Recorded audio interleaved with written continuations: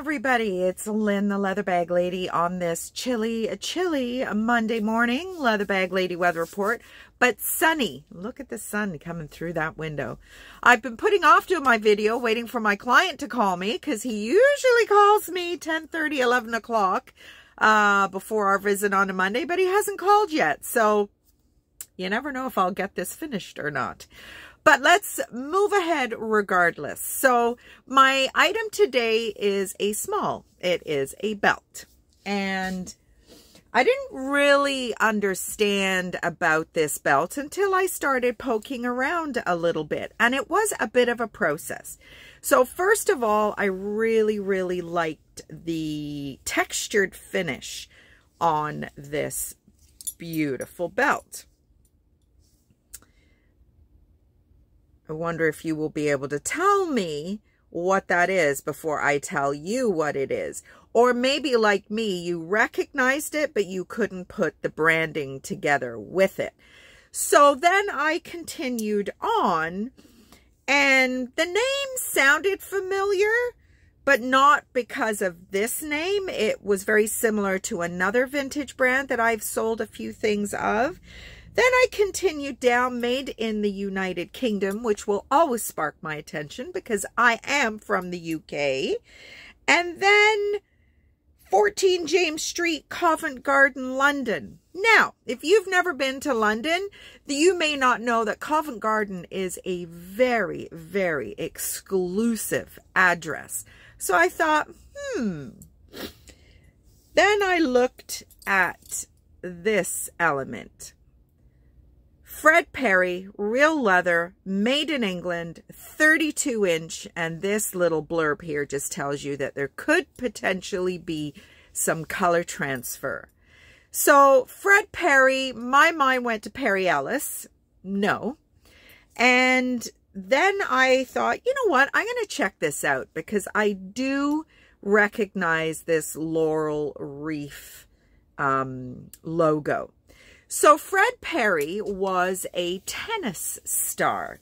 So much like Arthur Ashe, such like René Lacoste, these, seems to be just the men though. Shocker, right?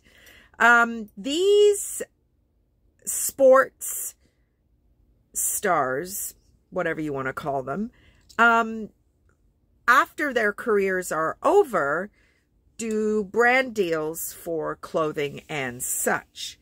So Fred Perry's clothing line first started its career in 1952 at Wimbledon. So then it moved on to other items. And this is just a really simple but elegant, with this little bit of texturing on the front, leather belt. Now the leather belt says it's 32 inches. So I do believe it's 32 inches here. I always measure to the very last hole, and that is 37 inches. Because let's face it, I would rather buy a bigger belt and say I've got it on the first hole than have a smaller belt and have to feel like a fat ass because I've got it right on the last hole, of which I put an extra one in. But I love the story. I love the history. Covent Garden is, if you've seen Eliza Doolittle, if you've seen Oliver Twist, which I watch every year, Christmas Eve, the market scenes are supposed to depict Covent Garden. The history is insane. They have, or they used to have, an amazing... I used to live in the UK, and when I was first pregnant with Harry, now, was it Harry or was it the baby I lost? No, I'm pretty sure it was with Harry. I went to London with my girlfriend, Stephanie. Her sister lived in London. And we went shopping. And we went and did a little bit of baby shopping. She was 2 weeks further along in her pregnancy than I was. And we ended up in Covent Garden. And there is an amazing Doc Martens store in Covent Garden. Now, That was 27 years ago. So is it still there? Who knows? And is Fred Perry still there? Probably not. But this is an amazing piece of fashion history, not just from a sports memorabilia standpoint, but just from a UK quality Covent Garden iconic location point of view. So that is today's item. Don't sell a lot of smalls, but as I said, and I will continue to say, shipping is, I've had this conversation with a couple of people over the weekend. Do I increase the shipping or do I just increase the price of the bags? I sold a few bags over the weekend, and by the time I had paid shipping, there wasn't much left after that. And Pius just said to me, you have got to increase the price of your bags. And I just struggle with it so much because I just look at what I can afford. And but as I had my girlfriend say to me, she said, well, then they can go out and pound the streets, find the bag, refurbish it, polish it, clean it, and have it. But they don't want to do that. They want you to do that. And that is worth some money. And that is true. What I am doing at the moment is I am pricing the bag for what the bag is worth. I am not including my expertise, my time, my curating of all these items. And Cynthia, I know you're going to scream at me, but I have a really hard time giving that any value. Not because I think it's not valuable, but it's my passion. I listed, I actually haven't put it on Instagram yet, but I probably will. I have a dark chocolate brown men's Coach briefcase. And much like the costume jeweler will tell you, don't forget to look in the business section, the business bag section, because you will be amazed at what you find in there. I have found beautiful Fossil briefcases, Coach briefcases, just vintage, beautiful, beautiful leather briefcases. And I am taking my client to the library on a regular schedule. And all the people that are coming into the library, all different ages, students, seniors, middle-aged folks, whatever, all are carrying a book bag, briefcase, messenger bag of some sort. So they are still out there. Now, the quality ones seem to have a little bit of weight to them because obviously there's so much leather, there's so much hardware, and I do appreciate that. But I have done a before and after. There was tons of cornerware on this men's leather briefcase. But I thought, you know what? That's no big deal to me. So, yeah, I'm not giving a value to that refurbishing process. And I have such a hard time with it. And it's not that I don't value my bags. It's not that I don't value my time and effort. But it is what I would be doing anyway. You know, it's like people selling their homemade sweaters and homemade hats and mitts and whatever. I know their attitude for the most part is as long as it covers the cost of the materials. Their time is their sweat equity. And I kind of feel that way as well, but I have to stop because I am running a business. So I need to look at it that way. But I really do have a hard time. And I just don't want anybody to think I'm ripping them off. You know, I think my bag prices are very reasonable. And I've got little baubles here. And obviously, we talked about this last week.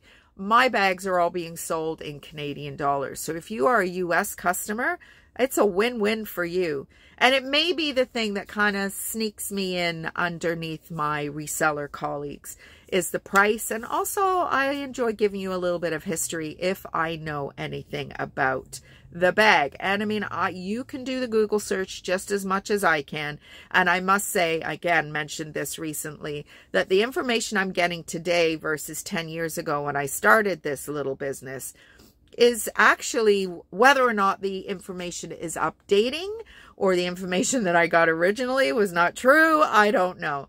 But obviously, all the information I give you is to the best of my knowledge. And, you know, you always take everything you hear on YouTube with a grain of salt. You just do, because that's just the smart thing to do.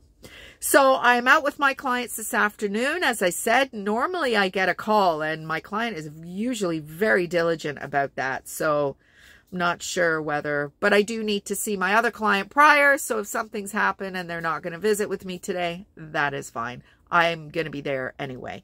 The weekend was not a very eventful weekend. We didn't really do a whole heck of a lot. Saturday night, we went and visited with my friends Connie and Mike. Mike is Italian, and the food is always spectacular. And Connie is right in there as well, doing her little bit of cooking. And we were so full up. Still no booze. And Mike was like, I'm the only one having a drink here. Connie has had a few little health issues herself and has decided not to have any drinky poos for a while.